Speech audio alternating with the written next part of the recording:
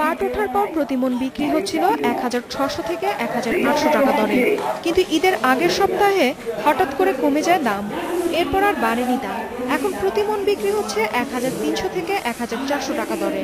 করতে গিয়ে তো আমরা অনেক ঋণ বিন করে করেছি, এখন আমরা এই ঋণ বিনে কি করে দিব?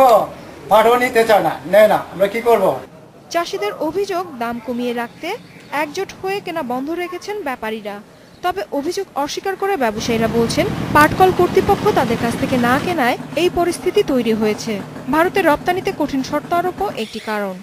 কেনার পরে আমাদের এখানে কোনো বায়াসটার সাইসা খুশ করে নাই যে আমাদের কাছে পাট দেন, পাটের সেই আছে। বায়াস যখন আসতেছে না তখন আমরা নিরুৎসাহিত হইয়া খরিদটা আপাতত বন্ধ রাখছি। নারায়ণগঞ্জ থেকে বিভিন্ন মেলার পার্টিরা এসে আমাদের থেকে পাট কিন্তু এখন পর্যন্ত কেউ এসে পাটের কথা জিজ্ঞাসা করেনি এবং আমরা তো হতাশার মধ্যে পড়ছি। কৃষি বিভাগ অবশ্য একে সাময়িক সমস্যা হিসেবেই দেখছে। তাদের ধারণা, বাজার আবার স্বাভাবিক হয়ে আসবে, আর এ কারণে চাষে আরো আগ্রহ বাড়বে কৃষকদের। কৃষক ভাইদের কাছ থেকে আমি শুনেছি এবং তারা আগ্রহ প্রকাশ করেছে আগামীতে তারা পাট করবে। নেত্রকোনাতে পাটের আবাদ বৃদ্ধি পাবে যদি পাটের মূল্য এইভাবে থাকে। নেত্রকোনায় এবার পাট চাষ হয়েছে ৪,৮৭৩ হেক্টর জমিতে।